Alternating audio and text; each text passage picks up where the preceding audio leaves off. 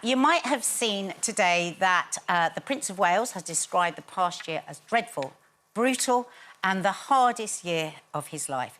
He said trying to get through everything and keep on track has been really difficult, but that he's really proud of his wife and father in the way they've handled their cancer diagnosis. So is it good? Do we want to see our royals being vulnerable?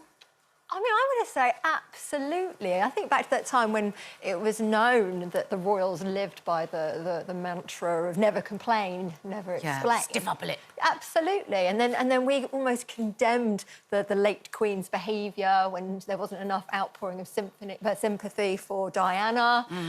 And then later, the more we did see of them being vulnerable, we just felt that they were moving into a different era. His dad and his wife have had to have cancer treatment. That is no easy thing with such a young family. And I think what this does show is, irrespective of your background and your privilege and the money they have and the best doctors, they both have still suffered the most, harrowing experience, and they've had to come through it as a family. And yes, we want to see more vulnerable people because we then say, well, men don't speak anymore and they don't have the courage and there's so many male suicides. And he's doing so much good by showing that vulnerability. Oh, I can see Mariela's eyes just twitching just a little bit. No, you know what? I mean, absolutely, he's had a terrible year. They've all had a terrible year. I'd say it was probably worse for his father and his wife. And of course, I feel sympathetic. But I hardly think it's like the greatest revelation or the most revealing of his emotional state to say it's been a tough year, it's been the hardest year of my life. In fact, if he didn't say that, you'd sort of think he was a total automaton. But I think we have to bear in mind that it is sort of selective emoting. And also, like last week, I don't know if any of you saw, there was this big survey and a big investigation in the Sunday Times. And they talked about all of the properties around the UK, over 5,000, that the King and Prince William own as a result of bequests given in, Tudor times, and the fact they own rivers and beaches, and they charge, the RNL line, they charge the army, and they charge schools. They all have to pay them money. But it was set up in the Tudor times. It's not really his fault. Yes, I know, and they're still benefiting from it. And actually, I haven't heard Prince William. I've seen him wading in the East River in New York, but I haven't heard him talking about sewerage in our rivers, and he owns a large proportion of them. And I just think, let's not get too carried away with this being all open. But how's he going to win? If he was talking about the sewage in the river, you'd be like, why aren't you talking about your wife? He's never going to win. I mean, he's winning. He's in a great position. He's getting to do what he wants to do with the Earthshot Prize. How you can give out an environmental prize and not talk about the state of rivers and the sea in this country. But I think it's a good point that we want to hear about these things, but I don't think it has to be one or the other. It's like, yes, I mean, they, both him and Kate support all sorts of different mental health charities. It's Movember. It's good for us to keep talking. As I said, it's selective, though. It's chosen because it's Movember. Well, is it? But even if it is selective, part of their job is to support charities like that. There are some royals not doing their job. In fact, put a spotlight. There's a lot of royals doing the complete opposite of what their job is. So he's doing a great job. And one of the lines that he said was, I've been sure to make sure that I've put time aside for my family and all of that, which is a message that we are continuously pumping out. It's like, yes, we can have struggles, but we can be push on and push through. And so I think it's very powerful from a royal. But I agree on everything else. It is if you really care about the royals. No, it's not. No, I think it's about. We're all talking about it in here. It's on every newspaper. It's about highlighting the whole conversation around mental health, and I think specifically to men, which are still not great at it. Judy, do you know what? I think the reality is, when you're in the public eye, when there's power involved and there's privilege and money, unfortunately, you're in this whirlwind of what is acceptable this week and what is not acceptable the next week. The reality is, like you said, at times they can't win. I'm not the biggest royalist, but I respect that that's their position. And a lot of them was born into it. There's nothing they can do. And I think at times when they don't speak, there's an issue. When they do speak, it is an issue. The reality is, no matter what, people could say that we have some kind of privilege. It doesn't mean that we don't have issues off the camera. And just because they are in the roles, it doesn't mean they don't have issues off the camera. And I think we just need to remember that no matter what, they still are human. Yep. Yeah, they're still human.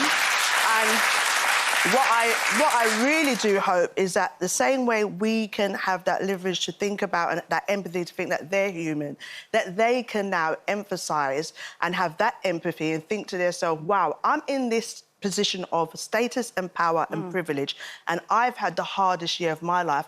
What about those people that don't have that structure around it, that don't have those opportunities, that don't have the privilege or all of those things open to them to be able to support them? And that's what I really hope that will happen. And we cannot take away that there's children involved in this. Yeah, absolutely. Their mum and their great-granddad. Yeah. You know, so I think... And, you know, at the end of the day, it's good PR for mental health. Yes, so the King...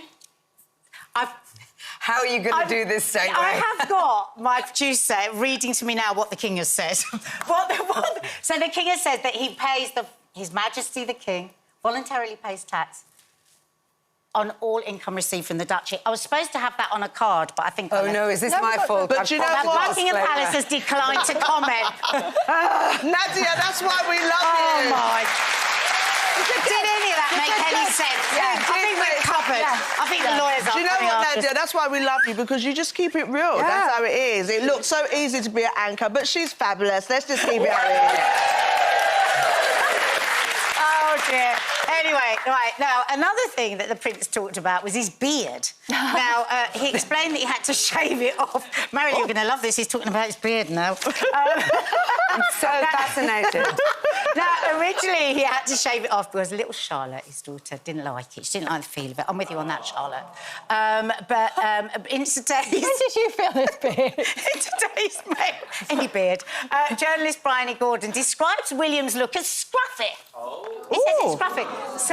So what do you think? Is it scruffy or is it yummy? Do you love the beard? It's yummy. I love a beard. Where do you like to feel the beard? I like to sit down and stroke my boo-boo's face.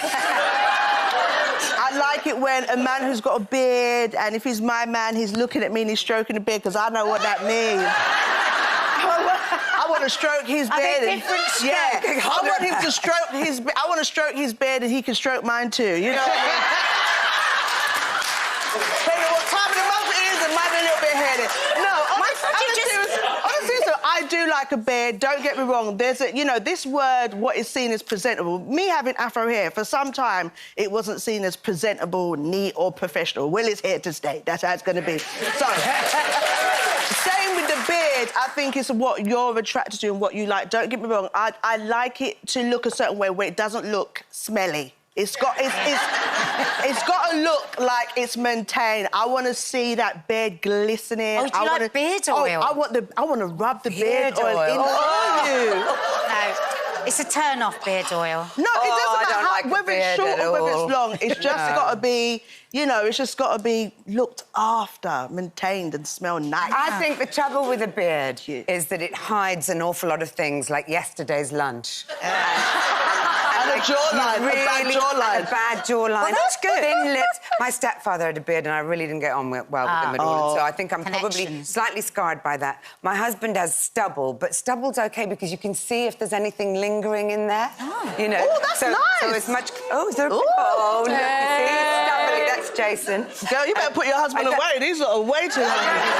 What about you, Miley? I don't mind a bit of stubble, but... Yeah. Oh, sorry, no, a beard actually saved my mum and dad getting married because my mum, Filipino Catholic, her dad thought that my dad looked like Jesus with his big beard. Oh. So, but personally, I'm not mad about full beards, but when it did come to looking at two photos that my now fiancé, sent through for a blind date so I would know what he would look like, I didn't like the first photo. Which had the beard? No, clean shaven. Oh. There you go. I didn't. There. Controversial. I didn't. Oh, I think he looks lovely. I would have had He looks like James Bond. But I like But that's not beard, that's stubble. I like stubble, a bit ruggedy, but the first one's just a little bit too preened for me. I like clean shaven, not I don't like too much grooming, though, generally, so I think that's maybe why I don't like the beard. Right. But they have to smell nice.